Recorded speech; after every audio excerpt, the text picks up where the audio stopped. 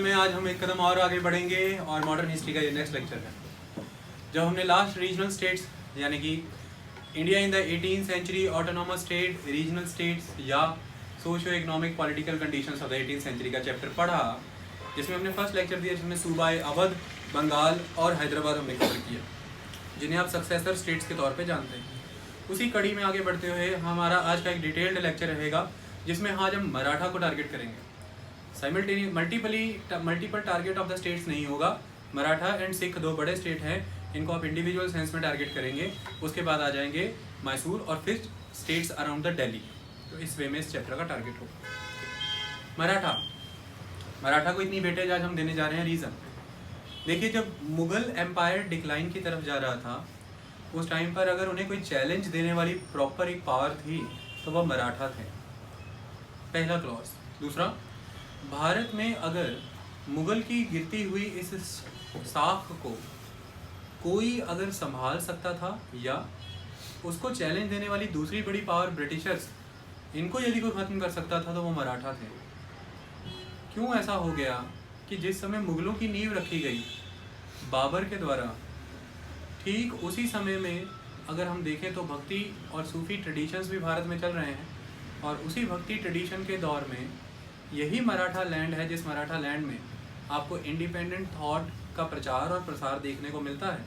ठीक, इतना लंबा इतिहास होने के बावजूद डेक्कन में बीजापुर और अहमदनगर के भीतर मिलिट्री एंड एडमिनिस्ट्रेटिव पोस्ट पे इतना सर्व करने के बाद ऐसा क्या हुआ कि आपका इतिहास 200-300 साल पुराना चल रहा है, लेकिन अभी अभी एक इमीडिएट इफेक्ट में आई ईस्ट इंडिया कंपनी आपको ख़त्म करके मुगलों के द्वारा क्रिएटेड वैक्यूम को फिल करके जाती है। इसको समझना जरूरी है। क्या रोल था मराठा पॉलिटिक्स में कॉन्फेडरेसी का, यानी कि मराठा कॉन्फेडरेसी का? मराठा ज़मींदारों से या मराठा सरदारों से आपका मतलब क्या बनता है? ये वहाँ की पॉलिटिक्स में क्या रोल प्ले करते थे? शिवाजी का नेशनलिज्म एक्चुअल में कैसा नेशनलिज्म था? और भारत में जितने भी रीजनल स्टेट बने उनमें मराठा के साथ ही नेशनलिज्म और स्वराज्य शब्द जोड़ करके क्यों देखा जाता है? वहाँ के भक्त और संतों समाज का क्या रोल रहा इस मराठा मूवमेंट को क्रिएट करने में, और क्या ये एक क्रांति थी या एक मूवमेंट थी? ये सब हम एक एक डिटेल के साथ पढ़ेंगे, चाहे वो MCQ है, चाहे वो जनरल स्टडी का क्वेश्चन है या मेंस का क्वेश्चन है। इस कॉन्टेक्स्ट में हम इसको पढ़ेंगे।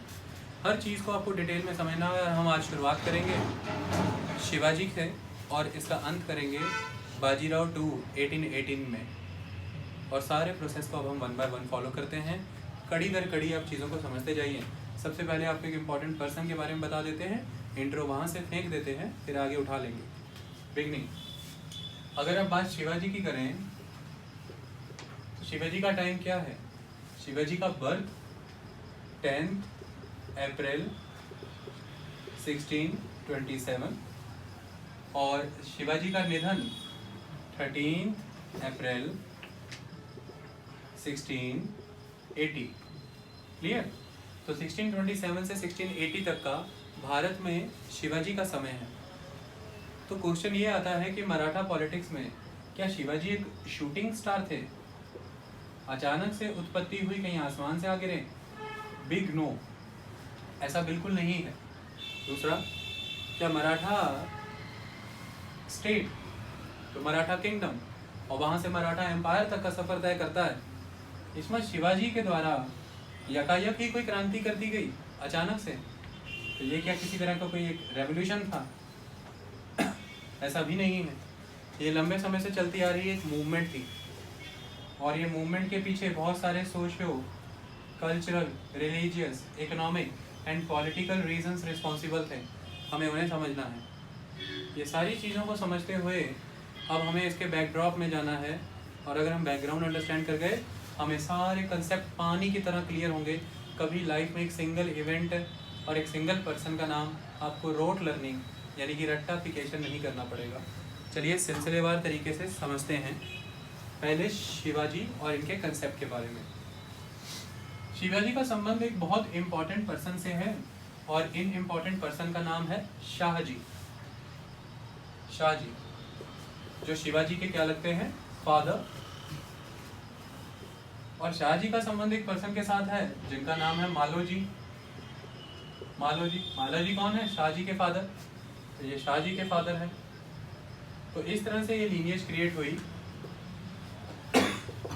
मालोजी, शाहजी, शिवाजी, जिसमें आज हमारा सब्जेक्ट मैटर ये दो लोग रहेंगे, शाहजी एंड शिवाजी। मालोजी पे हम चर्चा उस वे में नहीं करेंगे। शाहजी ने इनहेरिटेंस में शिवाजी को क्या दिया, इसे समझ जाएं तो शिवाजी की ग्रोथ और पावर का कंसेप्ट आपको क्लियर आ जाएगा। क्या दिया शाहजी ने? शाहजी उस समय में ये जो भारत है, इस भारत में एग्जिस्ट कर रही दो पावर्स थी। एक तो सबसे बड़ी पैन इंडियन पावर है जिसका नाम है मुगल, जिनकी गद्दी दिल्ली में है और लगभग भारतवर्ष में इनका राज है। लेकिन साइमल्टेनियसली ही एग्जिस्ट कर रहे हैं रीजनल पावर्स, और इन रीजनल पावर्स में ये जो पर्टिकुलर डेक्कन का एरिया आता है, इन डेक्कन की पावर्स का बहुत इंपॉर्टेंट रोल है। और इस डेक्कन पावर में इंपॉर्टेंट पावर हैं दो, जिनके बारे में हमने अपने पहले decline of the Mughal lecture में बहुत डीपली अच्छे से पढ़ाया है। अगर आप एक एक बारीक चीज़ पूरी वहाँ से पकड़ लेंगे तो आपको क्लियर हो जाएगा। हम आज ज़रूरतमंद जानकारियाँ देते चले जाएंगे। इस डेक्कन के रीजन में दो इंपॉर्टेंट पावर आ जाती हैं। एक पावर का नाम आ जाता है अहमदनगर और दूसरी पावर का नाम आ जाता है बीजापुर। अहमदनगर, बीजापुर। बीजापुर में जो शासक हैं इनको आप कहते हैं आदिल शाही, और अहमदनगर में जो शासक हैं इन्हें आप कहते हैं निज़ाम शाही। ये सारे एमसीक्यू हैं, ध्यान से रखिए। निज़ाम शाही शासक अहमदनगर, आदिल शाही शासक बीजापुर।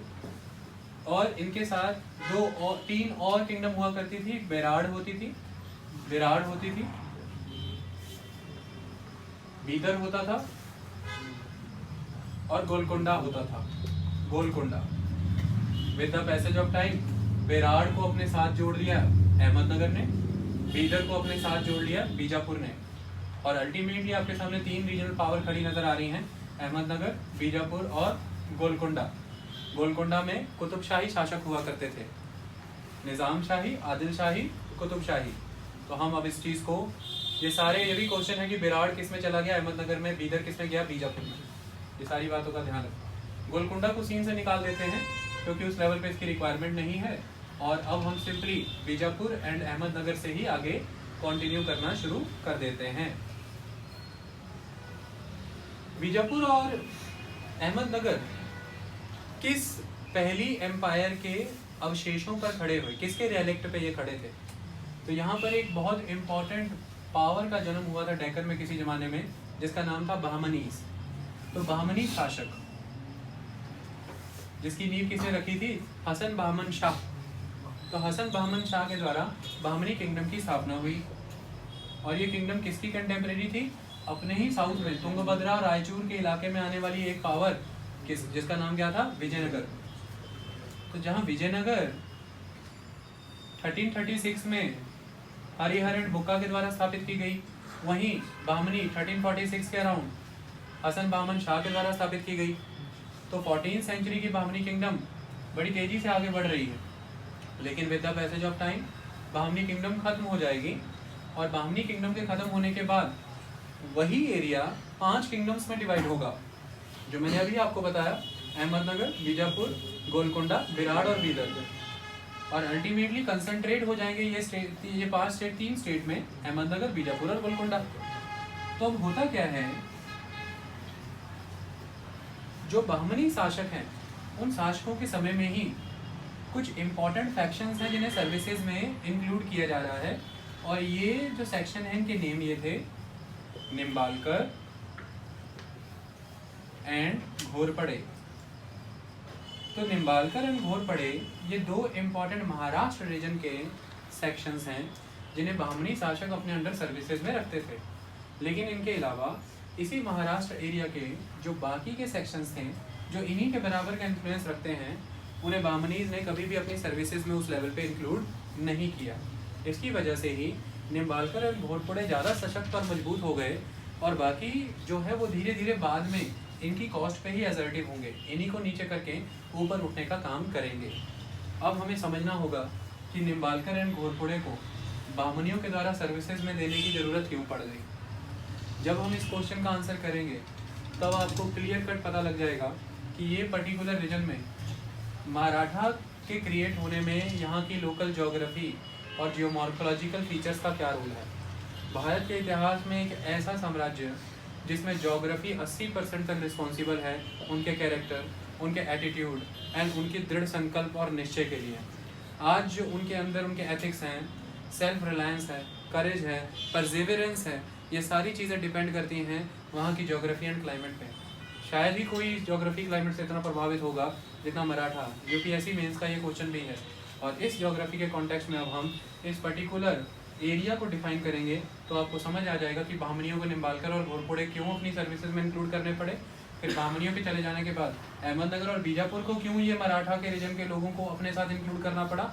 और फिर यहीं से आपको पता लग जाएगा कि मराठा कैसे उभर करके सामने आए और इनको एक लीडरशिप की ज़रूरत थी जो किसने दे दी, शिवाजी ने। ओके, चलिए ज्योग्राफी के कॉन्टेक्स्ट में चीज़ों को समझते हैं। जब हम ज्योग्राफी के कॉन्टेक्स्ट में समझने का प्रयास करें तो ये जो पर्टिकुलर एरिया आ जाता है, आप जानते हैं throughout the western coast यहाँ पर एक वेस्टर्न घाट्स नाम के माउंटेन्स की बेल्ट चलती है, ठीक है। और ये जो वेस्टर्न घाट्स एंड अरेबियन सी है, इस अरेबियन सी के बीच में ये जो narrow strip of land in the Maharashtra है, इसको आप कहते हैं कोंकण कोस्ट। तो एक तो बहुत इंपॉर्टेंट एरिया है कोंकण कोस्टल प्लेन। तो ये कोंकण कोस्टल प्लेन जो है ये एलुवियल सॉइल या फिर कोस्टल टोपोग्राफी के अंदर काउंट हो जाता है। इसकी वजह से इसकी फर्टिलिटी तो रहती है और फर्टिलिटी की वजह से ये एग्रीकल्चरल एक्टिविटी के लिए जाना जाता है। तो एग्रीकल्चरल एक्टिविटी इस कोंकण कोस्टल प्लेन में बड़े पैमाने पर होती है, ये बात क्लियर है। तो प्लेन होने की वजह से ये अच्छी fertile and levelled land provide करता है, जिसकी वजह से ये एग्रीकल्चरल ट्रैक्ट के तौर पे जाना जाता है। जो यहाँ पर अगर कोई पर्सन अपनी ताकत को मोबिलाइज करना चाहे तो उसके लिए फाइनेंशियल सपोर्ट देने के लिए मुकम्मल है, ये दे सकता है कोंकण का कोस्टल प्लेन। पहला important factor. Second important aspect, अगर हम इस पूरे रीजन की बात करें तो ये कोस्ट टू कोस्ट यानी कि गुजरात से बंगाल तक ये मेन एरिया जितना भी आपका आता है इसे आप पेनिनसुलर प्लेट्यू कहते हैं। ये पेनिनसुलर प्लेट्यू रीजन की एक खासियत ये है कि ये जगह जगह से डिवाइडेड है due to so many river valleys and so many mountain ridges. तो इस पूरे के पूरे प्लेट्यू रीजन को कई सारे छोटे छोटे प्लेट्यू में काटने फाटने का काम किया है। जैसे ये एक बड़ा प्लेट्यू है, इसे कई सारे छोटे छोटे प्लेट्यू में डिवाइड कर दिया किसने, या तो नदियों की घाटियों ने, रिवर वैलीज ने, और या फिर छोटी छोटी माउंटेन चेन्स ने। ओके इसकी वजह से होता यह है कि कई सारी डीप आइसोलेटेड पॉकेट्स क्रिएट हो जाती हैं। कई सारी डीपली आइसोलेटेड पॉकेट जो रिवर वैली द्वारा बॉर्डर्ड हैं या माउंटेन रिजेस द्वारा बॉर्डर्ड हैं, और दूसरी पॉकेट इस पॉकेट में इंटरवीन नहीं कर सकती। एक ऐसे isolated geographical land masses create हो जाते हैं जो इसको एक पर्टिकुलर लैंड मास को अपनी सोशो पॉलिटिकल कल्चरल आइडेंटिटी दूसरे से डिफरेंशिएट करने में अच्छी खासी मदद पहुंचाता है। और यह एक आधार बना कि क्यों मराठा पूरे मराठ रीजन में आपको कई सारे लोकल मराठा सरदार देखने को मिलते हैं। लोकल मराठा सरदार देखने का एक इम्पॉर्टेंट एस्पेक्ट ये है कि पूरी की पूरी यहाँ की जो प्लेट्यू टोपोग्राफी है वो डाइसेक्टेड है।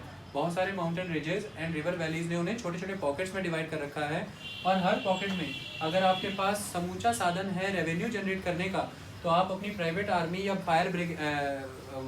वॉर ब्रिगेड रख करके अपने लेवल पर अपनी एक ऑटोनोमस किंगडम वहाँ पे बना सकते हैं या ऑटोनोमस पॉलिटिकल अथॉरिटी क्रिएट कर सकते हैं। तो इसमें ये ज्योग्राफी का बहुत इंपॉर्टेंट रोल रहा। तीसरा इंपॉर्टेंट एस्पेक्ट ये आ जाता है, ये पर्टिकुलर एरिया को देखें तो यहाँ पर विंध्या पर्वत है, सतपुरा पर्वतमाला है, नर्मदा नदी की घाटी है। ये विंध्या और सतपुरा एक खास तरह की पॉकेट का काम करते हैं, जिसके बीच का ये सारा रीजन जो है इनको हाई लेवल पे नॉर्थ और डेक्कन के रीजन से बचा करके रखता है। तो यानी कि विंध्या सतपुरा नेचुरल बैरियर का काम करते हैं जो किसी भी बड़ी ताकत को सीधे सीधे इस इलाके में इंटरवीन करने से रोकते हैं। और अगर किसी तरह की कोई बड़ी ताकत इंटरवीन कर भी दे तो इस एरिया में रहने वाले लोग डायरेक्टली पकड़ में नहीं आ सकते, क्योंकि उनके पास वहाँ से निकल करके छुप जाने के लिए बहुत सारे सेफ हेवन्स हैं in the small of small pockets, in the form of the high ranges, मतलब hill ranges, in the form of river valleys and in the form of lush green forest और high level vegetation. तो अब होता ये है कि एक तरफ सतपुरा ने, विंध्या ने, नर्मदा ने आपको प्रोटेक्शन दी, दूसरा यही पर्टिकुलर रीजन जिसको हम कहते हैं डेक्कन का इलाका, ये डेक्कन में खास तौर पर ये विंध्या सतपुरा का एरिया ये 2 लेवल पर बहुत इंपॉर्टेंट माना जाता है। पहला तो ये नॉर्थ एंड साउथ इंडिया को जोड़ने का काम करता है, और दूसरा यहीं से important commercial lines, commercial roadways, और यहीं से इम्पॉर्टेंट मिलिट्री पाथवेज जनरेट होते हैं। तो अगर आपने अपनी मिलिट्री मोबिलाइज करनी है या कमर्शियल एक्टिविटीज़ करनी है तो आपको इसी एरिया का यूटिलाइजेशन करना होगा। वाई? क्योंकि गंगा का मैदान जो कि हाईली फर्टाइल एरिया है, जहाँ पर प्रोडक्शन एक्टिविटी बहुत स्ट्रॉन्ग है, वहाँ से अगर उसे आपको सेल करने के लिए समुद्री जहाज़ों का इस्तेमाल लेना है तो आपको उसे कोस्टल एरिया तक भेजना होगा, और कोस्ट तक आने के लिए उसे इसी सेंट्रल रीजन को क्रॉस करके जाना है। ये एक बहुत इंपॉर्टेंट एस्पेक्ट है। तो जिनका भी इस पर्टिकुलर स्ट्रेटेजिकल एरिया में होल्ड होगा, वो ग्रुप मोबाइल होते हुए भी, एक जगह पर ना टिके होते हुए भी, बड़े लेवल पर यहाँ से ट्रेडर पहली बात, और दूसरा आर्मी कॉन्टिंजेंट्स को हरास करके उनसे इन द फॉर्म ऑफ टोल या इन द फॉर्म ऑफ लेवाए या ट्रिब्यूट अपनी इनकम जनरेट कर सकता है। और ऐसा ही मराठा किया करते थे। ये एक इम्पॉर्टेंट एस्पेक्ट है। तो कुल मिला के हमने ये देखा कि अलग अलग जोग्राफिकल फैक्टर ने इनको जहाँ रेवेन्यू के लिए सपोर्ट किया, टोल एंड लेवाइस के लिए सपोर्ट किया, इनको रीजनल डिस्टिंक्ट आइडेंटिटी प्रोवाइड करने में सपोर्ट किया, वहीं पर यही इनका कंसेप्ट इनको और सही नई तरह की प्रैक्टिसेस देता था जो इनकी पॉलिटिक्स का पार्ट बना। वो प्रैक्टिसेस क्या थी? ये पूरा का पूरा एरिया बहुत ही डेंस वेजिटेशन से कवर्ड रहता है। वैलीज एंड माउंटेन्स इंटरस्पर्स करते हैं एक दूसरे के बीच में। इसकी वजह से होता ये था कि ये नैरो पैसेजेस से हो करके चाहे कितनी भी बड़ी आर्मी है उसे गुजरना है, और जब आप एक इतने नैरो पैसेज से गुजर रहे हैं तो आपकी आर्मी कितनी भी बड़ी हो, एक टाइम पर एक number of particular number of man ही आगे बढ़ सकते हैं, बाकियों को उनके पीछे ही आना है। अगर ऐसे किसी रीजन पे आपका अच्छा स्ट्रेटेजिकल होल्ड है, यानी कि जो वहाँ की लोकल पावर है वो इस एरिया को चोक कर पाए, तो बड़े लेवल पर फेल कर देगी इस बड़ी कॉन्टिंजेंट को, यानी कि कोई भी बड़ी आर्मी को। तो होता ये था, इस सारे रीजन की टोपोग्राफी से अच्छे से वाकफ होने की वजह से जो मराठास हुआ करते थे, वो यहाँ से गुजरने वाली किसी भी बड़ी सेना जो इनके विरुद्ध आ रही होती थी, उसको मैदानी इलाकों पे हरास करके फटाफट पहाड़ों की चढ़ाई पर चढ़ जाया करते थे, जैसा कोई गुरिल्ला करता है, और इसे गुरिल्ला वारफेयर प्रैक्टिसेस कहा जाता था।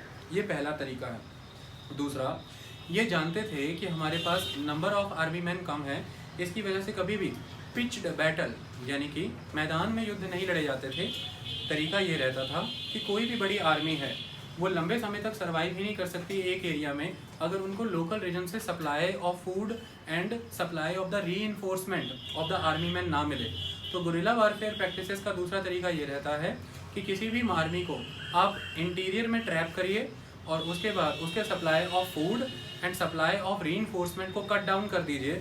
अल्टीमेटली वो बड़ी आर्मी वहीं पे पैरिश हो जाए, या तो वो आपके साथ कॉन्सिलिएशन करेगी, आपके साथ ऑन द टेबल आएगी, या फिर वो पैरिशेबल सिचुएशन में आने के बाद वापस चली जाएगी। ये सारी प्रैक्टिसेस ये करते रहे, इसी वजह से मराठास बड़े लेवल पर गुरिल्ला वारफेयर प्रैक्टिसेस के लिए जाने गए हैं। और गुरिल्ला वारफेयर प्रैक्टिसेस जो हैं ये मोस्टली माउंटेन एरियाज में होती हैं, इसलिए अफगान भी इसे करते रहे हैं, आसामी भी करते रहे हैं, मराठास भी करते हैं। सोने पे सुहागा जब लग जाता है, जब हाई लेवल पर रिवर्स भी इंटरस्पर्स करती हों और वहाँ पे बहुत सी डेंस फॉरेस्ट भी होते हों। इस तरह से ये जो जोग्राफिकल टोपोग्राफी है ये कई सारे कैरेक्टर क्रिएट करती आई है मराठास के पास, और इन्हें अल्टीमेट नेचुरल बैरियर प्रोवाइड करती आई। इन्हें इस बात की अश्योरेंस थी कि कितनी भी बड़ी लार्ज आर्मी कंटिंजेंट हमारे अगेंस्ट मूव हो जाए, लेकिन हमारे लोग नेचुरली प्रोटेक्टेड हैं इन नेचुरल बैरियर्स के थ्रू। तो चाहे वो कोंकण का कोस्टल प्लेन हो, चाहे विंध्या सतपुरा के माउंटेन रीजन्स हो, चाहे नर्मदा गोदावरी कृष्णा की वैली हो, चाहे वेस्टर्न घाट्स के माउंटेन्स हो, और चाहे डेक्कन का ये सेमी एरिड प्लेट्यू रीजन हो, ये सभी इन्हें किसी न किसी वे में समर्थन करते रहे थे, राजनीतिक तौर पर इस तरह से और रीजनल आइडेंटिटी कल्चर के तौर पर। इतना कंसेप्ट समझ आया? तो कुल मिलाकर के किस तरह की टेरिटरीज मराठास के हाथ में उस समय में होती होंगी। अगर आप शिवाजी की बात करें तो शिवाजी का जब निधन हुआ था उनके पास कहाँ से लेकर कहाँ तक का एरिया था? सूरत से लेकर के गोवा तक का एरिया शिवाजी के कंट्रोल में हुआ करता था। इसके अलावा और भी कई एरियाज हुआ करते थे, जैसे ये जो डेक्कन का प्लेट्यू रीजन है, यहाँ पर विदर्भ का इलाका भी मराठास के अधीन आया करता था। उसके बाद अगर आप आंध्र प्रदेश तमिलनाडु के रीजन में चले जाएं, यहाँ पे वेल्लोर, जिंजी, मदुरई और तंजौर पे भी इनका आधिपत्य रहता था। तो वेल्लोर, जिंजी, मदुरई, तंजौर और कर्नाटका के रीजन में चले जाए तो मैसूर बैंगलोर पे भी इनका होल्ड होता था। ये सारा प्रोसेस अभी समझेंगे आपकी कैसे यहाँ तक पहुँच गए ये लोग। तो कुल मिलाकर के ज्योग्राफिकली अगर हम देखें तो कौन कौन से रीजन इनके कंट्रोल में आ रहे हैं। पहले तो कोस्टल प्लेन आ रहे हैं कोंकण के, तो Konkan coastal plain. Second important aspect Deccan plateau region, जिसमें कर्नाटका का मैदान और मलनाड का इलाका और महाराष्ट्र का विदर्भ का इलाका, तो डेक्कन प्लेट्यू रीजन आ जाता है। अगला अगर हम बात करें तो गोदावरी रिवर बेसिन, वैली नहीं बेसिन कहिए आप इसको, क्योंकि गोदावरी रिवर को जहाँ जहाँ से ट्रिब्यूटरीज कंट्रीब्यूट कर रही हैं वो मेजोरली एरिया इनके पास था।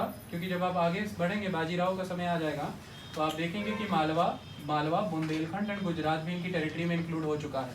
तो मालवा बुंदेलखंड गुजरात जुड़ जाना, तो गोदावरी रिवर का जितना बेसिन है वो मेजोरली इनके कंट्रोल में रहता था। कृष्णा रिवर की वैली, कृष्णा रिवर का बेसिन नहीं कहेंगे आप, कृष्णा रिवर की वैली, तो वैली रीजन था। जैसे कर्नाटका का कोई मेन कुछ मेन रीजन, आंध्र का कुछ मेन रीजन, वो इनके कंट्रोल में हुआ करता था। उसके बाद मालवा प्लेट्यू ये क्लियर है।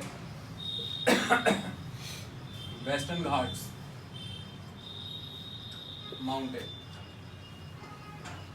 इस तरह से mountain plain plateau river valley ये सारे ज्योग्राफिकल रीजन्स इनके किंगडम में इंक्लूडेड हुआ करते थे। और एरिया वाइज भी मैंने आपको सारे नाम बता दिए हैं, सूरत से लेकर के गोवा तक, कर्नाटका में मैसूर बेंगलोर, आंध्र और तमिलनाडु की बात करें तो वेल्लोर जिंजी मदुरई तंजौर, और अगर हम मध्य प्रदेश की बात करें इस पर्टिकुलर रीजन में तो मालवा एक इम्पॉर्टेंट रीजन है। मालवा आपके हाथ में हुआ करता था, बुंदेलखंड आपके हाथ में होता था, गुजरात भी आपने अपने कंट्रोल में ले लिया था। ये सारे इंपॉर्टेंट एस्पेक्ट हैं। ओके, तो इस तरह से ज्योग्राफिकली इनको एक डिस्टिंक्ट कैरेक्टर मिला रहा शुरू से ही यहाँ के नेचुरल टोपोग्राफिकल बैरियर्स के द्वारा। ये चीज़ों ने इनके एटीट्यूड एंड कैरेक्टर को कैसे मोल्ड किया। एटीट्यूड एंड कैरेक्टर की बात करें तो देखिए, एटीट्यूड एंड कैरेक्टर की बात करें तो इनका बहुत ही यूनिक तरह का इकोनॉमिक सिस्टम हुआ करता था। अब ये जानते थे कि ये जो इनका मेन एरिया है इस पर्टिकुलर रीजन में, ये उस लेवल पर प्लेन और फ्लैट एरिया नहीं है, बहुत ही रगड़ टोपोग्राफी। अगर आप डेक्कन प्लेट्यू रीजन की बात करें या वेस्टर्न घाट्स की बात करें तो रगड़ टोपोग्राफी एरिया आ जाता है। उस लेवल पर आप फ्लैट लैंड की एक्सपेक्टेशन नहीं रख सकते। इसकी वजह से शुरू से ही इन्हें ये पता था कि इन्हीं माउंटेन बैरियर्स का और इन्हीं प्लेट्यू रीजन का बेनिफिट उठा करके इन्हें सेफ पॉकेट क्रिएट करनी होगी जहाँ पर आप बड़ी बड़ी आर्मी को इन ट्रैप कर सकें और वहाँ पर उन्हें ख़त्म कर सकें।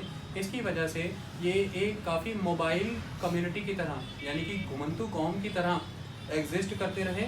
और इस वजह से ही इनके खास तरह के टैक्सेशन सिस्टम्स आपको देखने को मिलते हैं, जैसे चौथ और सरदेशमुखी, यानी कि किसी एक पर्टिकुलर जगह पे टिके बिना, वहाँ पर 100% एग्रीकल्चर किए बिना भी आप इतने बड़े लेवल पे आर्मी रख पा रहे हैं। उसके लिए आपको रेवेन्यू का एक सोर्स चाहिए, और ये रेवेन्यू का सोर्स आपको चौथ एंड सरदेशमुखी से मिलता रहा। तो बैकबोन कहलाता है मराठास का ये चौथ एंड सरदेशमुखी सिस्टम। ये चौथ एंड सरदेशमुखी ये किसी भी ज़मींदार या किसी भी लोकल गवर्नर या किसी भी इम्पीरियल पावर के एरिया से वसूला करते थे। यानी कि सपोज कीजिए अगर मुग़ल सम्राट है और वो डेक्कन के एरिया से रेवेन्यू कलेक्ट करता है, मान लीजिए 100 रुपया रेवेन्यू वहाँ से कलेक्ट आता है, तो 50% शेयर जो रहता है वो रूलर का रहता है। तो 50% शेयर जो रूलर वसूलेगा उस 50% का चौथ यानी कि 1/4, इस 50% का 1/4 जो मिलेगा वो किसको मिलेगा? मराठास को। और दूसरा 1/10 भी जो रेवेन्यू यहाँ से वसूला जाता है, ये चौथ जो आपने दिया है ये आपने सिक्योर किया है पर्टिकुलरली आपके गवर्नर को और आपकी पॉलिटिकल सिस्टम को कि हम आपको हरास नहीं करेंगे। सरदेशमुखी जो लिया है वो आपने ये बताया है कि इस पर्टिकुलर एरिया का अल्टीमेट देशमुख, चाहे कोई भी हो, गवर्नर हो, मुगलिया शासक हो, कोई भी हो, देशमुख माने की रेवेन्यू ऑफिसर, लेकिन सरपरस्ती सरदेशमुखी हमारी है। उसके रेवेन्यू कलेक्शन पे भी हमारा एक हक बनता है, और वो रेवेन्यू कलेक्शन जब पीजेंट उसे दे रहा है तो उस कलेक्शन पे भी 1/10 शेयर हमारा बनता है। तो चौथ 1/4 हुआ करता था और सरदेशमुखी 1/10 हुआ करती थी। तो यानी कि चौथ 25%, सरदेशमुखी 10%, दोनों को प्लस कर दे तो 35%। तो किसी भी एरिया से जो रेवेन्यू मुगल या किसी भी अदर सेंट्रल अथॉरिटी को जा रहा है, उस एरिया का 35% रेवेन्यू उनको जा रहे रेवेन्यू का 35% हिस्सा अपने नाम लगा लिया करते थे। ये एक इम्पॉर्टेंट एक्टिविटी हुआ करती थी। इसी के माध्यम से बिना वहाँ पर रूल किए, बिना वहाँ पर टिके हुए भी इन्हें एक बहुत ही मोबाइल चलंतु टैक्सेशन सिस्टम के माध्यम से मदद मिलती रही। और ये इन्फ्लुएंस इनके ऊपर पड़ा है इनकी ज्योग्राफी का ही, क्योंकि ये जानते थे कि हमारे इन्फ्लुएंस में कभी भी इतना बड़ा एरिया नहीं होगा जहाँ पर हम एक सेटल्ड एग्रीकल्चर उस लेवल पे करा पाएँ और पूरा का पूरा एम्पायर उस एग्रीकल्चर के दम पर ही हम अपने नाम चला सकें। ऐसा पॉसिबल नहीं। इसके अलावा ऐसा भी नहीं है कि एग्रीकल्चर बड़े लेवल पर लंबे समय से ही कोंकण का कोस्टल ट्रेन बहुत इंपॉर्टेंट एग्रीकल्चर के लिए माना जाता था। इसी तरह से कर्नाटका का जैसे विदर्भ का इलाका है, ये भी कॉटन कल्टीवेशन के लिए बहुत इंपॉर्टेंट माना जाता था। इन सारे एरियाज को भी एक्वायर करने का एक रीज़न ये रहा कि ये पर्टिकुलरली सारे रगड़ और बैरन लैंड में अगर हम देखें तो ये पर्टिकुलर पॉकेट थी जो एग्रीकल्चरली काफ़ी रिच थी, इसलिए ये इनका सोर्स ऑफ इनके लिए ऑलवेज सेंटर ऑफ अट्रैक्शन रहा। तो एग्रीकल्चर भी इंपॉर्टेंटली किया करते थे चौथ एंड सरदेशमुखी के साथ साथ। तीसरा इंपॉर्टेंट आस्पेक्ट है, इनको पता है कि जिस तरह के रीजन में हम सेटल हो रखे हैं, इस तरह के रीजन में हमारी जिस तरह की वॉर प्रैक्टिसेस हैं, गुरिल्ला वॉर प्रैक्टिसेस जिनके माध्यम से हम चलते हैं, यहाँ पर आप उस लेवल पर ट्रेड एंड कमर्स को फ्लरिश नहीं कर सकते हैं। और यही एक कारण रहा कि हमेशा से ही मराठास ने ट्रेड एंड कमर्स पर कभी फोकस उस लेवल पे नहीं किया, ट्रेड एंड कमर्स पर फोकस नहीं किया। इसी की वजह से ये एक स्ट्रॉन्ग मॉडर्न इंडस्ट्रियल बेस नहीं दे पाए। और यही एक कारण रहा कि डिक्लाइन की परिस्थिति में जाते हुए मुगल से तो ये लड़ गए और उसे ख़त्म भी कर गए, लेकिन उस समय ultimately adventurous strong technology, new technology पर बेस्ड एक मॉडर्न इंडस्ट्रियस एक्टिविटी करने वाले ग्रुप से ये टकरा नहीं पाए, जो कि मॉडर्न स्टेट को रिजेंबल करते थे ब्रिटिशर्स। तो ब्रिटिशर्स से पछड़ जाने के कारण है स्ट्रॉन्ग मॉडर्न इंडस्ट्रियल बेस नहीं हो पाने की वजह से ना इनकी साइंस में विकास हुआ, ना इनकी टेक्नोलॉजी में विकास हुआ। तो साइंस एंड टेक्नोलॉजी की ग्रोथ इसीलिए भी नहीं हो पाई क्योंकि स्टेबिलिटी नहीं थी, एक जगह पर टिके नहीं, उस लेवल पर एडमिनिस्ट्रेशन देने का काम ही नहीं किया पूरे एम्पायर को, सिर्फ और सिर्फ एम्पायर को यूटिलाइज किया for the purpose of the revenue exactions. Revenue extract करते रहे। जिस भी किसी एरिया को जीतते थे वहाँ के लोकल पॉलिटिकल होल्डर्स के साथ अग्रीमेंट्स कर लिया करते थे और सिर्फ रेवेन्यू के दम पर करार होता था। इस बात का कभी चर्चा ही नहीं की गई कि नए लेवल के कैप्टन्स, नए तरह का ट्रेनिंग सिस्टम, नया एडमिनिस्ट्रेटिव अपरेटस अपना करके इन एरियाज़ को बेटर पॉलिटिकल सिस्टम देने का प्रयास किया जाए और इसे एक एम्पायर में कन्वर्ट किया जाए। यहाँ पर मराठा बिखर जाते हैं और इस कैरेक्टर और एटीट्यूड के लिए जिम्मेदार हैं इनके एरिया की रगड़ टोपोग्राफी। ओके, ये शुरू से जानते थे कि ये जो पर्टिकुलर रीजन है, इस पर्टिकुलर रीजन में जो मैंने आपको एरिया बताया, इसमें वेस्टर्न घाट्स का eastern region rain shadow zone आ जाता है। इस एरिया में रेनफॉल ऑलवेज स्कैंटी रहेगा या कम रहेगा। तो due to the scanty rainfall ये हमेशा जानते थे कि एग्रीकल्चर हम उस लेवल पर नहीं कर पाएंगे। इसकी वजह से हमें एक इम्पॉर्टेंट चीज़ करनी पड़ेगी। वो क्या करनी पड़ेगी? रोज़गार तो चलाना है भाई। एग्रीकल्चर आप नहीं कर सकते हैं तो फिर रोज़गार चलाना है और एग्रीकल्चर हो नहीं रहा है क्योंकि रेनफॉल का पैटर्न कम है, रेन शेडो जोन है, वर्षा वहाँ पर होती नहीं उस लेवल पे क्योंकि वर्षा वेस्टर्न घाट्स में हो जाती है। तो फिर आप काम कैसे चलाएंगे, घर परिवार कैसे? तो बेटर ये है कि बहुत ज़बरदस्त स्किल्स आते हैं घुड़सवारी के, बहुत ही स्टर्डी हैं, बहुत मजबूत हैं, परसेवरेंस बहुत है, दृढ़ता। पर्वत चढ़ जाते हैं, पर्वत उतर जाते हैं। नदियाँ नाप रखी थी, पता होता था कि पानी का बहाव कब बढ़ता है, कम होता है, कितनी ऊंचाई का घोड़ा और हाथी इस नदी को पार कर लेगा नहीं। ये सारी क्वालिटी के साथ फिर एक ही काम कर सकते थे as a mercenary fighters, as a military personnel. इसी वजह से चाहे मुगल हुए, चाहे अहमदनगर हुआ, चाहे बीजापुर हुआ, सभी ने इनको अपनी मिलिट्री सर्विसेज में एनलिस्ट किया और इनको एक रोजगार का ऑप्शन ओपन करके दिया। यह मिलिट्री कैरेक्टर, यह जुझारूपन, यह लड़ने की क्षमता, ताकत एक मजबूरी से जन्मी थी। वो मजबूरी थी lack of agriculture, lack of survival base, जो scanty rainfall and topography and climate की वजह से आया था, जिसने इन्हें आने वाले समय में एक जुझारू लड़ाकू कौम में कन्वर्ट किया, जिसका पूरा लाभ शिवाजी को मिलता है। क्लियर है? तो इस तरह के कैरेक्टर एटीट्यूड डेवलप होने में भी क्लाइमेट एंड टोपोग्राफी इसलिए भी जिम्मेदार हुआ करती थी। क्लाइमेट एंड टोपोग्राफी के और भी बहुत इंपॉर्टेंट एस्पेक्ट इनके ऊपर पड़ते हैं। यही घुड़सवारी की ताकत है, इनका स्विफ्टली मोबाइल एटीट्यूड अपना करके मूव करना, इनकी रफ्तार ही इनकी पहचान हुआ करती थी। इसका प्रमाण सबसे बड़ा ये मिलता है कि 1637 पर जब बाजीराव ने दिल्ली पर आक्रमण किया था। दिल्ली के सम्राट मुगल सम्राट के द्वारा बाजीराव के खेमे में जांच करने के लिए जब जासूस भेजा गया तो वह यह बताता है कि ये एक दिन में 70 मील पर डे की रफ्तार से सफ़र इसलिए तय कर पा रहे हैं, इनके साथ कोई बैगेज नहीं है, ये कोई खेमा लेके नहीं चलते, कोई रसद खुराक कुछ नहीं। तो वह हैरान हो जाता है कि इतनी लंबी यात्रा पूना से यहाँ तक की तय करने के लिए बैगेज और सप्लाईज नहीं है तो कैसे सर्वाइवल है। तो वो ये बताता है कि केवल ब्रेड और मिर्च खा के सर्वाइव कर रहे हैं। ब्रेड जिसका वजन कोई नहीं, जिसमें खमीर होता है, जो जितनी मर्जी यात्रा कर लीजिए खराब नहीं होगा, फंगस होता है, पेट में जाते ही भूख को एक तीव्र गति से कम करता है, ना पेरिशेबल है और ना भूख उग्र करेगा, तो भूख को खत्म करने वाला पदार्थ है। मिर्ची जो ऑलवेज आपकी बॉडी में एक हाइड्रेशन का लेवल बना रखेगी, आप डिहाइड्रेट नहीं होंगे। मिर्ची खाते ही मुंह नाक कान पानी आना शुरू होता है और उससे भी आपकी भूख। एंड ड्राई वेदर सिचुएशन में अगर आप मिर्ची खा करके चलते हैं तो उस लेवल पर आपकी बॉडी डिहाइड्रेट नहीं होती है। ये दोनों चीज़ें इनके साथ जुड़ी हुई थी। स्पाइसेस ऑलवेज आपको ऑन द टोज रखते हैं, तीव्र रखते हैं, अग्रेसिव बनाई रखते हैं। इस वजह से मिर्ची और ब्रेड खा करके उस युद्ध में ये सर्वाइव करते रहे। ये इन्हें इसी तरह के कैरेक्टर ट्रॉपिकल रीजन से होने की वजह से, और उसमें भी खास तौर रेन शैडो होने, सेमी एरिड एरिया से होने की वजह से आप स्पाइसी टेस्ट रखते हैं, स्पाइस आपके अंदर आता है। आप राजस्थान जाइए, खाना बहुत तीता खाते हैं लोग, वहाँ पे लाल मिर्च बहुत ज़्यादा खाई जाएगी। ये एक इंपॉर्टेंट कैरेक्टरिस्टिक होती है ड्राई रीजन्स की। ओके, ये सारी चीज़ों ने बड़े लेवल पर प्रभावित किया। मैंने ज्योग्राफी का कंसेप्ट आपको अच्छे से समझा दिया।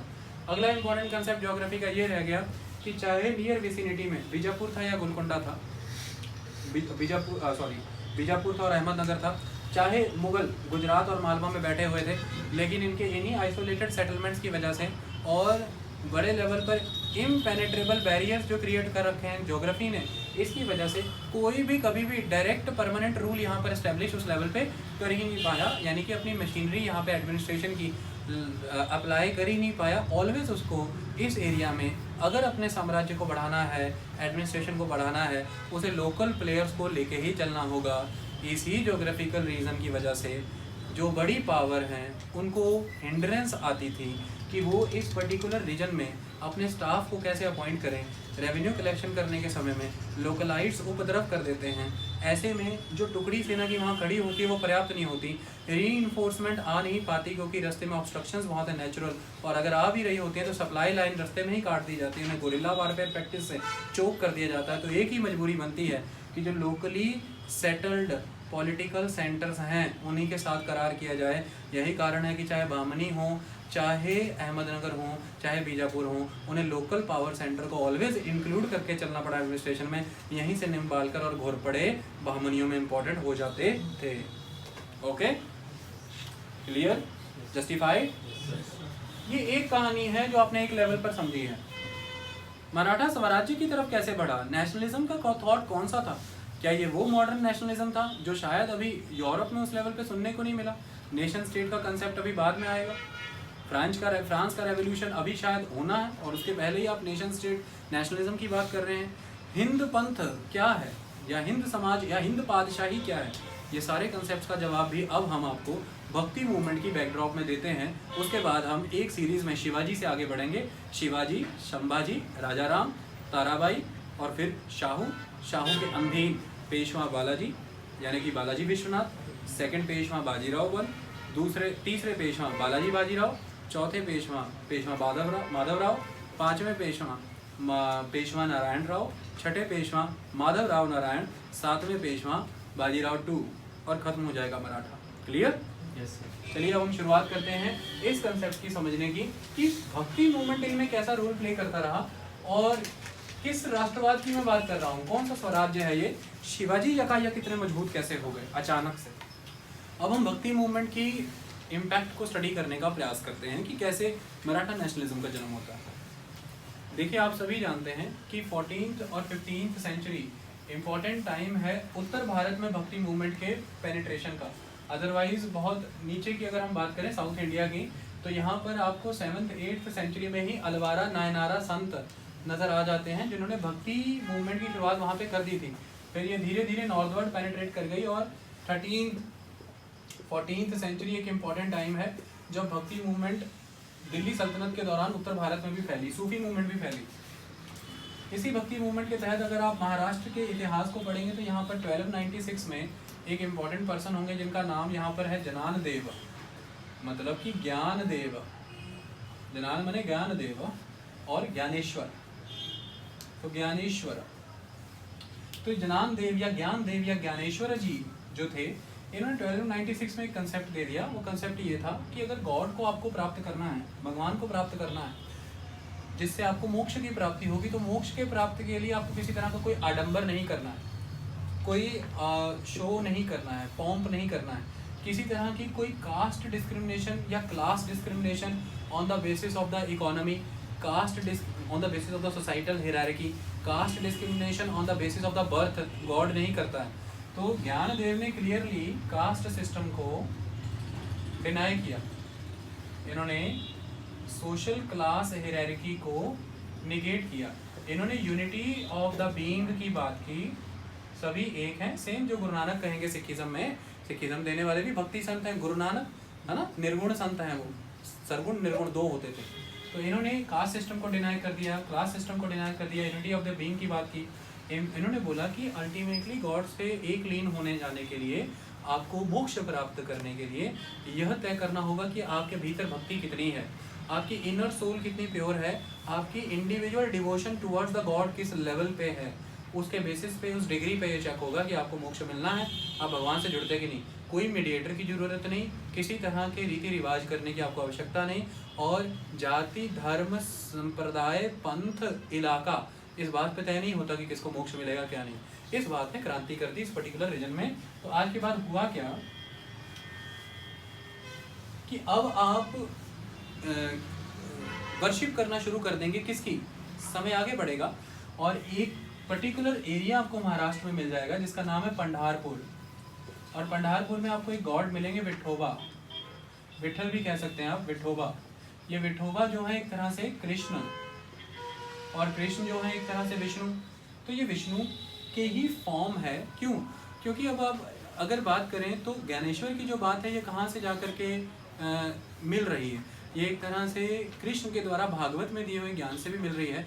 और जो भागवतिज्म की शुरुआत हुई है, जिसमें आपने अलाउ किया वुमेन को भी और शूद्र को भी वर्शिप के लिए, तो ये एक तरह का भागवत वैष्णविज्म है, Vaishnavism. This is very important question कि मराठा के स्वराज्य के पीछे कौन सा कंसेप्ट था, भागवत वैष्णविज्म। अब भागवत वैष्णविज्म की बात करें तो इसमें भी जो pan Indian national Bhagavata Vaishnavism है वो, उसमें डोमिनेंस ब्राह्मणास का बहुत ज़्यादा है। उसमें इस डोमिनेंस को भी ख़त्म करना है, रीजनल कलर प्रोवाइड करना है, इसलिए इसी के एम्बिट में लोकल डीटी यानी कि रीजनल गॉड जिसकी असिमिलेशन लोकल मासेस से ज़्यादा है उसको माना गया, उसकी वर्शिप की गई।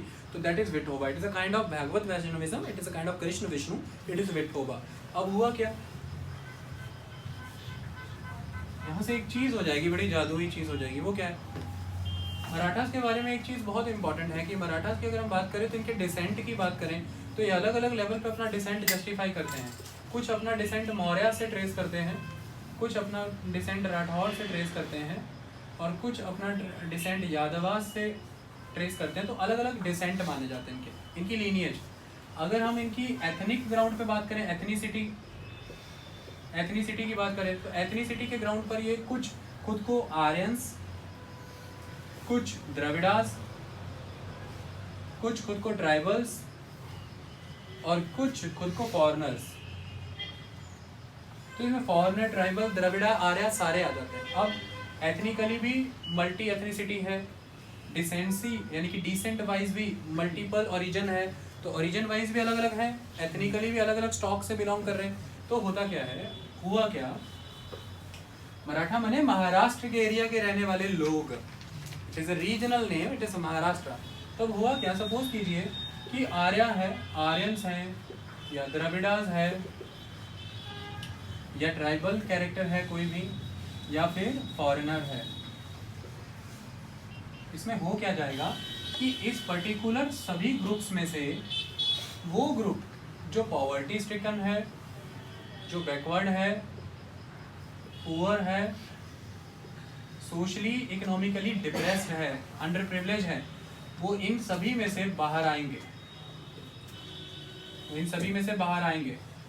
और एक यूनिफाइड पूल क्रिएट होगा on the basis of no distinction of caste, no distinction of class, no distinction of the social hierarchy. क्या होगी? यूनिटी। और यूनिटी प्रोवाइड करने का काम कैसे करेगा? सपोज कीजिए आपने अक्सर देखा होगा एक डंडे के साथ चुंबक है और चुंबक जैसे ही जाएगा डिफरेंट जगह पे पड़े सारे कील अपने पास खींच लेगा, तो सारा ये सेक्शन एक पर्टिकुलर चुंबक से जाके जुड़ जाएगा। ये चुंबक विठोबा है, ये चुंबक विठोबा है जो पंढारपुर में है। विट्ठल सारे उसके साथ जाकर के उसके आसपास जब इकट्ठे होते हैं, मिलते हैं, यहाँ से एक नई कॉमन रिलीजियस ग्राउंड, नई कॉमन रिलीजियस फैक्शन बन गया। जो किसको मानता है? भागवतिज्म, वैष्णविज्म। जो किसको मानता है? विठोबा को। जो कास्ट सिस्टम को नहीं मानता, जो क्लास सिस्टम को नहीं मानता, जो किसी सोशल हायरार्की में बिलीव नहीं करता। और इनका आज से क्या हुआ? एक नया कॉमन रिलीजन। वो क्या है? विठोबा की पूजा। तो नेशनलिज्म के दिशा में पहला कदम उठ गया, कॉमन रिलीजन मिल गया। और ये सारे प्रोसेस में ज्ञानेश्वर के बाद सबसे तेजी से काम करने वाले जो संत थे, जिनका नाम भूलना बहुत बड़ा अपराध होगा, उन संतों का नाम है संत तुकाराम। संत तुकाराम, संत एकनाथ भी थे, वामन पंडित भी हैं, और एक पर्सन है जिनका नाम मैं अभी कराऊंगा, सामर्थ्य गुरु रामदास, वो बाद में आएंगे। तो तुकाराम, एकनाथ, वामन पंडित बहुत इंपॉर्टेंट है। लेकिन अभी जो हम बात करने जा रहे हैं 1608 में बात संत तुकाराम की। सारे यूपीएससी लेवल के क्वेश्चन हैं जो अदरवाइज आप रट्टा मारते तो कभी हो नहीं पाना था कि भक्तिज्म का इन्फ्लुएंस किस लेवल पे है, संत तुकाराम का मराठा साम्राज्य में क्या रोल है। तो संत तुकाराम वो जो ज्ञानेश्वर के द्वारा दिए गए कंसेप्ट को प्रैक्टिकली एग्जीक्यूट करने में कामयाब हो पाए। और इनको ज्ञानेश्वर को पूजना है तो आप अलांदी जाएंगे और विठोबा पंढारपुर में। तो अलांदी और विठोबा यानी कि पंढारपुर की यात्रा एक रिचुअल बन गया एनुअली, सभी लोगों को वहाँ पर पर्टिकुलर। यह रिचुअल में आप कॉमन ट्रेन की तरह आगे बढ़ रहे हैं, यानी कि अब आप एक कॉमन रिलीजियस ग्राउंड पे जुड़ने वाली कॉमन रेस हो गए, एक कौम हो गए। ये बड़ी बात है। तो now you are a common race, जिसका बेसिस कॉमननेस का क्या है? Common religion. पंढारपुर की यात्रा, विठोबा की पूजा, पहली बात। आम जनमानस विठोबा से कनेक्ट हो पाए, मोक्ष प्राप्त कर पाए, उसके लिए क्या किया गया? ज्योग्राफिकल आइसोलेशन की वजह से शुरू से इस पर्टिकुलर एरिया में उस लेवल पर दिल्ली दरबार की और दक्कन के इलाकों की राजकीय भाषाएं पेनिट्रेट नहीं कर पाई थी। प्राकृत लैंग्वेज, लोकली बोले जाने वाली लैंग्वेजेस हमेशा इन्फ्लुएंस डोमिनेंट रही। इसमें सबसे इंपॉर्टेंट इस पर्टिकुलर रीजन में बोले जाने वाली प्राकृत भाषा महाराष्ट्रियन यानी कि मराठी। मराठी भाषा जो इस पर्टिकुलर रीजन में रह रहे लोगों को भी और छांटने में काम करती है। जो मराठी बोल रहे हैं वो आपस में जुड़ रहे हैं। विठोबा की पूजा प्लस मराठी लैंग्वेज आपस में और स्ट्रॉन्ग बॉन्ड है। तो नेशनलिज्म के लिए दूसरा कंसेप्ट क्या होता है? Common language. कॉमन लैंग्वेज मिल गई, कॉमन रिलीजन मिल गया, और ये कॉमन लैंग्वेज बोलचाल की भाषा बाद में फिर लिखने पढ़ने की भाषा बन गई। डायलेक्ट से लैंग्वेज तक का सफर बड़ी तेजी से, बहुत ही सिंपल कोडिफिकेशन, सिंपल शब्द, सिंपल बातचीत से विठोबा की पूजा हो रही है, आपस में बातचीत हो रही है। और इसी माध्यम से संत तुकाराम को बहुत इम्पोर्टेंट जो ज्ञानेश्वर ने इतने टिपिकल फिलोसफिकल कंसेप्ट दिए थे, उन्हें लेमैन सिंप्लीफाइड वर्जन में आम जनमानस तक पहुंचाने का काम इस मराठी भाषा के दम पे संत तुकाराम ने किया। और वो सारी फिलोसफीज आज जनता के बीच में आ चुकी हैं, आम जनमानस और तेजी से आपस में जुड़ा। अब इसी चीज़ को देखते हुए आगे बढ़े तो एक प्रैक्टिस ही हो गई है, एक रिचुअल ही हो गया है कि हर साल यात्रा करनी है, ये नॉर्म्स हमें फॉलो करने हैं। इस तरह से हमें क्लास, कास्ट, सारी डिस्टिंक्शन को डिनाई करना है। तो ये एक कॉमन कल्चर क्रिएट हो रहा है। नेशनलिज्म की अगली चीज क्या चाहिए? Common culture. और ये कंटिन्यूसली चलता चला जा रहा है। तो now this is the tradition of these particular segments. तो this is the common tradition, common language, common culture, common tradition, common religion, ये सभी चीज़ों पर आप खड़ा करते हैं एक नया स्वराज्य, नया नेशनलिज्म। और सबसे इम्पॉर्टेंट और लास्ट चीज़ इसमें जो ऐड होती है वो अब ऐड की जाएगी, दैट इज़ कॉमन एस्पिरेशन। वो मैं ऐड कर देता हूँ बड़ी तेज़ी से। जैसे ही 1647 का समय था, उस समय में ये देखा गया कि शिवाजी के द्वारा जो एक्टिविटीज़ बीजापुर और बाकी टेरिटरीज में की जा रही हैं, इन एक्टिविटीज़ को देखते हुए बीजापुर और मुगल्स रिवेंज लेना चाहते हैं शिवाजी से, और बड़ी तीव्र गति से आक्रमण मराठों पे बढ़ने शुरू हुए।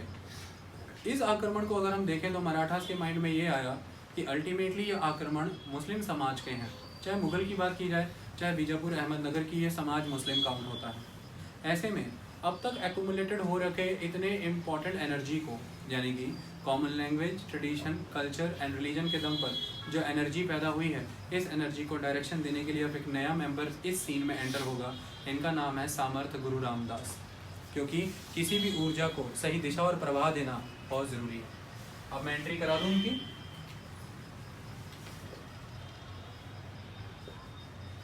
किनके गुरु थे? शिवाजी के। शिवाजी के जो टीचर थे, मेंटोर थे, वो थे दादा कोंडदेव, लेकिन उनके जो स्पिरिचुअल गाइड थे वो सामर्थ गुरु रामदास थे। ओके, अब सामर्थ गुरु रामदास ने क्या समझाया? सामर्थ गुरु रामदास ने यह समझाया कि अंततः भारत की भूमि जो है यह स्वराज्य से ही ओतप्रोत है। आप राम देखिए, राम राज्य को देखिए, कृष्ण को देखिए, महादेव की जीवनी को पढ़िए, यह किसी भी तरह की बेड़ियों में नहीं रहे हैं। और भारत तब तक मुक्ति नहीं पाएगा, आप तब तक मुक्ति नहीं पाएंगे जब तक आप उस आइडियोलॉजी को यहाँ पर डेवलप करके पेनिट्रेट और एक्सपेंड ना कर पाएँ। और इसमें सबसे बड़ा अवरुद्ध वह दूसरी धारणा है जो दूसरे धर्म के तौर पर आपके सामने सम्मुख खड़ी है, वो है इस्लाम और कौम है मुसलमान। तो कुल मिलाकर के आपको अपनी भारतीय अवधारणा को आगे बढ़ाना होगा, आपको उस आज़ादी को प्राप्त करना होगा। और सबसे इम्पॉर्टेंट चीज़ है, ये करने के लिए आपको खुद को पहले आइडेंटिफाई करना होगा, आप हैं कौन। आइडेंटिफाई करने के लिए आपको ज़रूरत पड़ती है अपनी हिस्ट्री की, अपने इतिहास की। और हिस्ट्री और इतिहास में आप खुद की आइडेंटिफिकेशन करने के लिए सबसे पहले ढूंढते हैं अपनी विरासत को। विरासत माने हेरिटेज को। और हेरिटेज एंड कल्चर जो था नहीं इनके पास, इनकी आइडेंटिटी वो इन्हें दे दी सामर्थ गुरु रामदास ने इन the form of strong Hindu culture, strong Hindu heritage, Ram, Mahadev, Krishna. इसके तहत आज इनको आइडेंटिटी मिली है। और जब आप आइडेंटिफाई कर जाते हैं खुद को, तभी आप खुद की डेवलपमेंट और ग्रोथ की बात करते हैं। और फिर आपको महसूस होता है कि इस आइडेंटिटी के नाते हमारे यह हक बनते हैं। तो सबसे पहला स्टेप किसी को भी राइट्स देने का होता है, उसका आइडेंटिफिकेशन करना। तो आइडेंटिफिकेशन करने के लिए एक रेस को कल्चर्स के साथ ट्रेस होना पड़ता है। और वो कल्चरल ट्रेसिंग करने का काम सामर्थ गुरु रामदास ने कर दिया। इनकी आइडेंटिफिकेशन हो गई। इसी आइडेंटिफिकेशन के दम पर अब इन्होंने अधिकार मांगे कि हमारा अधिकार बनता है कि हम अपने धर्म, अपनी जाति, अपनी बोली, अपनी भाषा, अपने क्षेत्र की रक्षा करें। और उस रक्षा के लिए हमें जो जो करना पड़ेगा हम करेंगे। और यह तभी हो सकता है अगर एक मुक्त माहौल हमें दिया जाएगा, एक इंडिपेंडेंस हमारे पास होगी, ताकि हम अपने सारे एवेन्यूज़ की ग्रोथ कर सकें। यही स्वराज्य है, यही स्वराज्य है। स्वराज्य किससे चाहिए? इस्लाम से चाहिए, इस मुस्लिम शासक से चाहिए। तो यह फीलिंग उनमें डालने वाले कौन है? समर्थ गुरु रामदास। सारी एनर्जी को चैनलाइज कर दिया और मराठा साम्राज्य, यानी कि आप सबकी कॉमन एस्पिरेशन क्या है? मुक्ति, बंधन रहित जीवन, समूचा विकास। मराठा लैंग्वेज का, मराठा रिलीजन का, यानी कि विठोबा की पूजा, कॉमन कल्चर का, कॉमन ट्रेडिशन का। और ये सब आज से आप सबकी क्या है? एक कॉमन एस्पिरेशन, कॉमन सोच। फ्यूचर में आप यही करना चाहते हैं, तो common future and common aspiration add हो गया।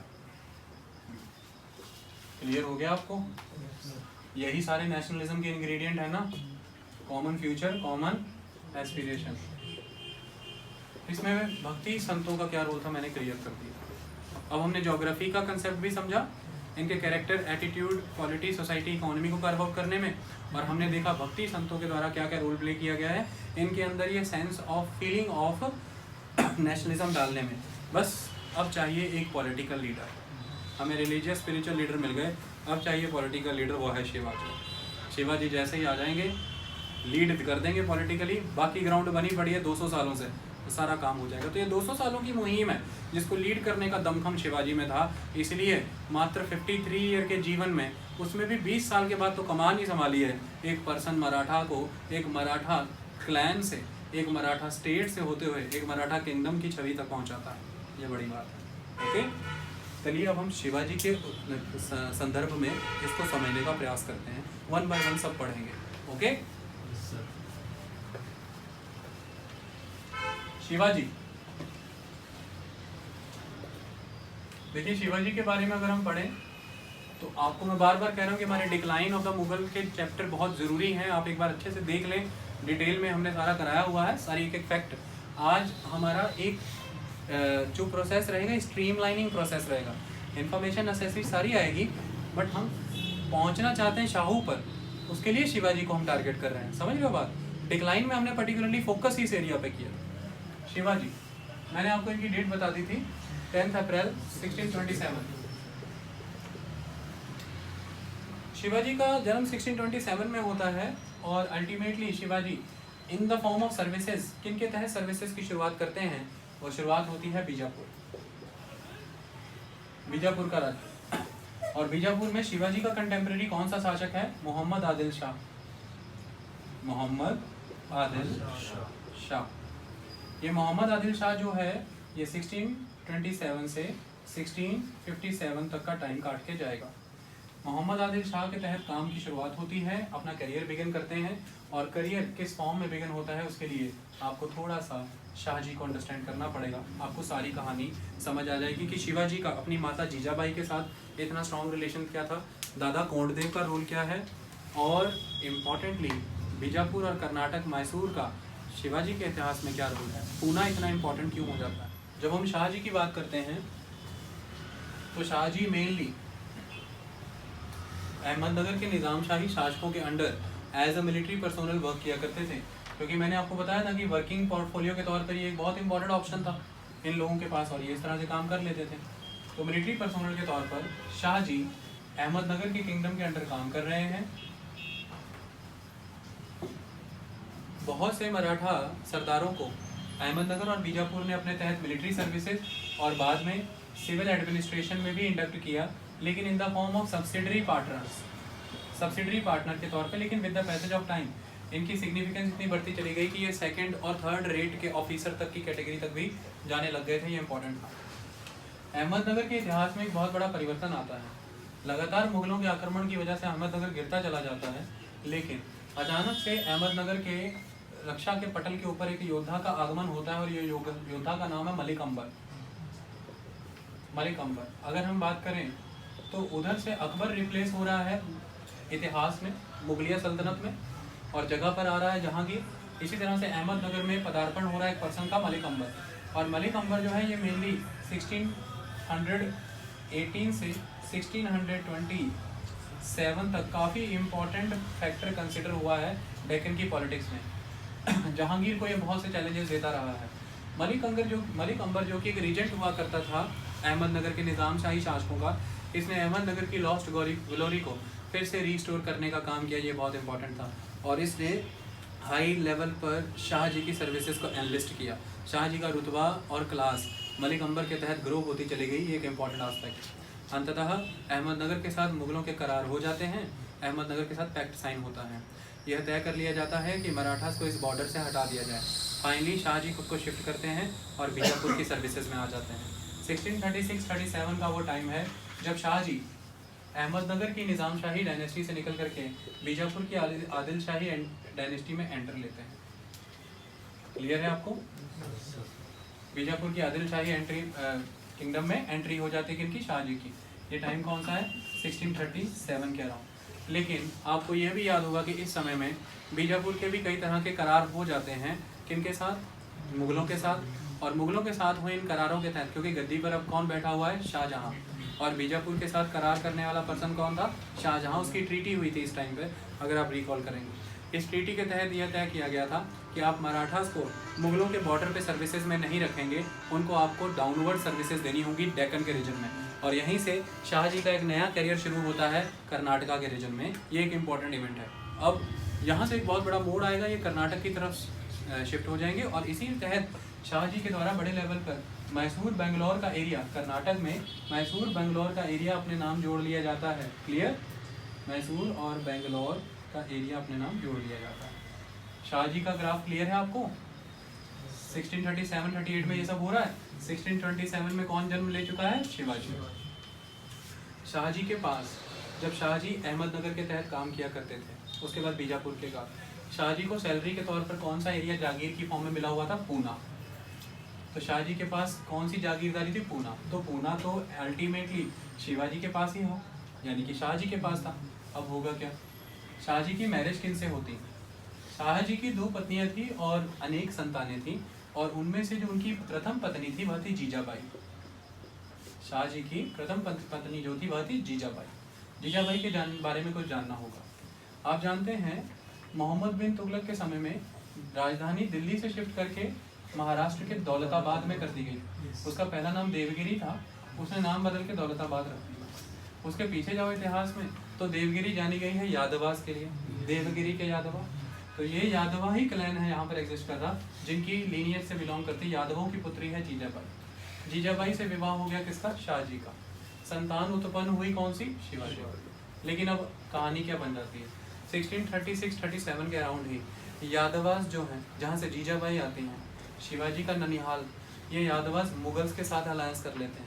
यह बात शाहजी को मंजूर नहीं होती कि मुझे दक्कन भिजवा दिया गया है, मैं उनका अल्टीमेट फर्स्ट ग्रेड का राइवल हूँ, आपने उनके साथ अलायंसेस किए हैं। इस बात से अपनी दूसरी पत्नी और बाकी परिवार को लेकर के शाहजी बेंगलोर चले जाते हैं, कर्नाटका, और शिवाजी अकेले पूना में रह जाते हैं अपनी माता जीजाबाई के साथ। यहाँ से जस्टिफाई होगा शिवाजी का ultimate strong relation with the Jijabai. आई बात समझ में? अब हमारी स्टोरी में शाहजी थोड़ी देर के लिए आएंगे, अभी के लिए शाहजी रोक देते हैं। जीजाबाई और शिवाजी। जीजाबाई के पास एक माइनर बच्चे की जिम्मेदारी है, अल्टीमेट रिलेशन बॉन्ड दोनों के बीच में डेवलप होगा। जीजाबाई सेक्लूजन में है, उनके पास और कुछ है नहीं। बहुत अच्छी गुणी, धार्मिक और राजनीतिक तौर पर सुदृढ़ सोच रखने वाली औरत थी, बहुत ही प्रतापी उनका बिहेवियर था।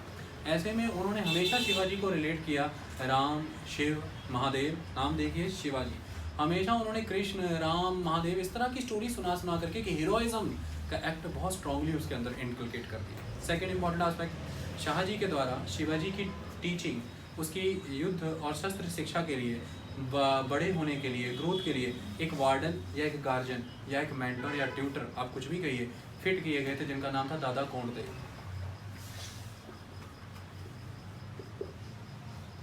ये दादा कोंडदेव के द्वारा बहुत ज़बरदस्त वे में नर्चर किया गया शिवाजी को, और हर तरह की ट्रेनिंग दी गई इस दिशा में कि आपको किस तरह से कार्य करना है अपने पिता की तरह महाप्रतापी बनने के लिए।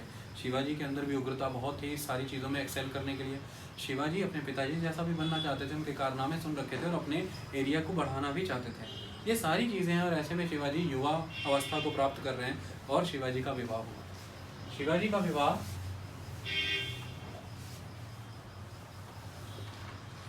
साईं बाई से हुआ। ये निम्बालकर परिवार से आती है, और आप जानते हैं कि इतिहास में निम्बालकर और घोरपड़े दो इम्पोर्टेंट फैमिलीज थी। बहुत ही इंपॉर्टेंट मैट्रिमोनियल अलायंस था ये। ऐसे में शिवाजी जब साईं बाई से विवाहित हो जाते हैं, एक इम्पॉर्टेंट होल्ड शिवाजी का कार्व आउट होगा, इसे शाहजी जानते हैं। शाहजी बहुत ही पॉम्प एंड शो से ये मैरिज करते हैं, और गिफ्ट के तौर पर पूना शिवाजी को ही दे देते हैं कि आप पूना संभालिए।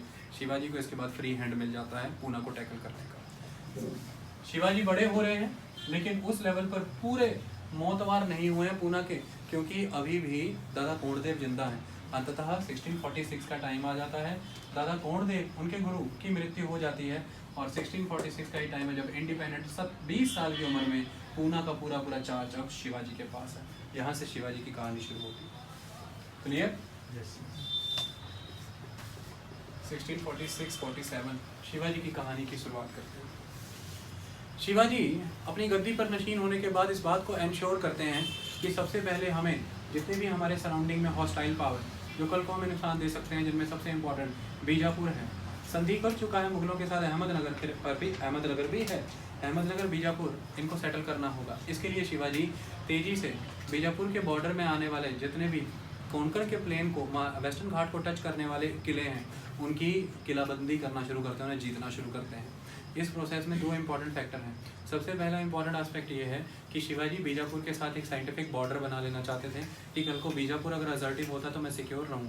और दूसरा इंपॉर्टेंट एस्पेक्ट ये आ जाता था कि यह वह समय है जब मोहम्मद आदिल शाह कमज़ोर और बीमार पड़ना शुरू होगा, जब निगलेक्ट कर दिया गया बीजापुर के द्वारा अपनी वेस्टर्न टेरिटरीज़ को। ऐसे में 1645 से 47 के बीच में बड़ी तेज़ी से बहुत से फोर्ट्स जीतने का काम किया है शिवाजी ने, जिसमें सबसे इम्पोर्टेंट किला तोरण का आता है। अगर आप बात पूना की करें, पूना से 25 किलोमीटर साउथ वेस्ट में तोरण है। तोरण को जीत लिया गया शिवाजी के द्वारा, इसे अपना गढ़ बनाया गया। और तोरण से 5 किलोमीटर ईस्ट की डायरेक्शन में अगर हम देखें तो यहाँ पर एक किला आ जाता है जहाँ पर रायगढ़ बनाया जाएगा। रायगढ़ का इतिहास किसी से छुपा नहीं है, 1674 ताजपोशी यहीं पे होगी, लेकिन हम आएंगे 1674 पे, अभी रुक जाते हैं। इतना क्लियर हुआ? तोरण के साथ साथ और भी बहुत से एरियाज अपने कंट्रोल में लेते चले गए, जिनमें पुरंदर इम्पोर्टेंट था, जिनमें चाकन इम्पोर्टेंट था। तोरण, चाकन, पुरंदर, ये सारे एरियाज अपने कंट्रोल में करते चले गए। 1647 45 से 47 के बीच में हुआ